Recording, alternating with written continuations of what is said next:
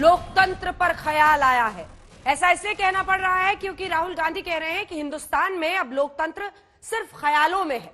दरअसल किसानों को लेकर कांग्रेस के नेता राष्ट्रपति भवन तक मार्च करने वाले थे, लेकिन पुलिस ने इजाजत नहीं दी। राहुल गांधी ने लोकतंत्र पर सवाल उठा दिए।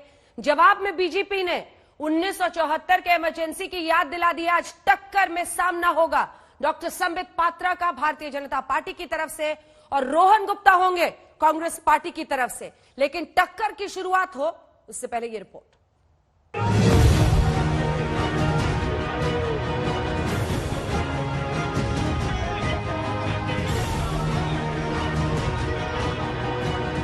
किसान आंदोलन के एक महीने बाद राहुल गांधी और प्रियंका वाड्रा गांधी किसानों के मुद्दे पर सोशल मीडिया के वर्चुअल दुनिया से जमीन पर उतरे और आरोप लगा दिया कि भारत में लोकतंत्र अब काल्पनिक है।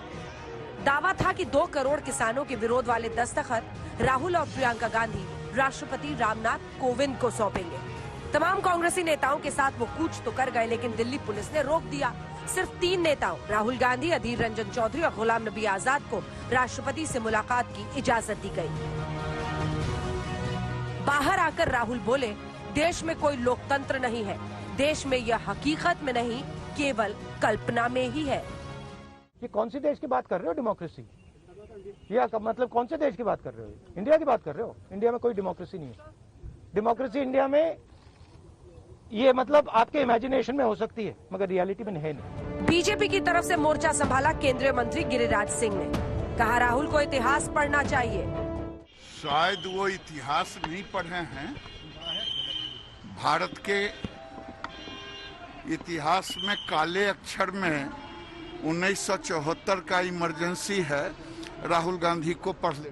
सरकार पर प्रहार करते हुए राहुल गांधी ने लोकतंत्र की कमजोरी की पूरी बिसात भी समझाई थी। उनका आरोप है कि जो भी प्रधानमंत्री के खिलाफ खड़ा होता है उसे आतंकी बोल दिया जाता है। किसान खड़ा होता है तो उसे आतंकवादी कह दिया जाता है। मजदूर हो या विरोधी पार्टी, सबको आतंकवादी और राष्ट्र विरोधी बता दिया जाता है।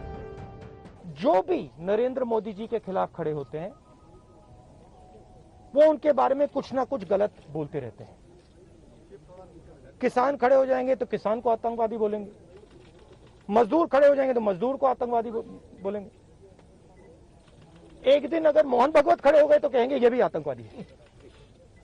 मतलब जो भी नरेंद्र मोदी जी से सत्ता लेने की कोशिश करेगा वो आतंकवादी। राहुल के इस हमले पर बीजेपी ने फिर उल्टा धावा बोल दिया।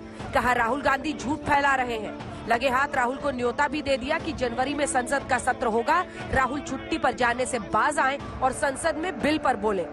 आरोप उल्टा राहुल गांधी पर लगा दिया कि किसानों के नाम पर वो कांग्रेसी कार्यकर्ताओं के हस्ताक्षर लिए घूम रहे हैं। मेरी नजरों में वहां बैठे हुए लोग किसान हैं। राहुल गांधी इस तरह से भावनाएं ना भड़काएं। देखिए, पार्लियामेंट का सेशन तो होगा ही जनवरी में। राहुल गांधी आए, अगर उन्हें विदेश से छुट्टी मिलती हो विदेश जाने से, तो कभी कभी पार्लियामेंट आ जाया करें और अपना बोलने का प्रयास करें, अपनी बात वहां रखें। 3 करोड़ सिग्नेचर कह रहे हो तो किसान, ये उनकी पार्टी के किसान नहीं है, ये वाकई किसान है और नॉन पॉलिटिकल उद्देश्य से है। राहुल गांधी का जो एजेंडा है वो किसान कामयाब नहीं होते। पिछले दिनों एक कार्यक्रम में नीति आयोग के सीईओ अमिताभ कांत ने एक जवाब में भारत में टू मच डेमोक्रेसी यानी ज्यादा लोकतंत्र की बात की थी, जिस पर जमकर विवाद हुआ था। हालांकि उन्होंने बाद में सफाई दी थी कि उनका बयान चीन से तुलना के संदर्भ में था। और आज राहुल गांधी के इस बयान के बाद बहस टू मच डेमोक्रेसी बनाम नो डेमोक्रेसी पर छिड़ गई है। मुद्दा किसानों का जरूर है, लेकिन इसी बहाने सवाल देश में विरोध करने की आजादी पर छिड़ गया है। शाहीन बाग से लेकर किसान आंदोलन तक क्या सरकार विरोध की आवाज दबा देती है?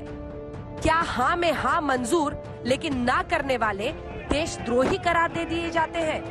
काल्पनिक लोकतंत्र है या ये सवाल? आज तक ब्यूरो।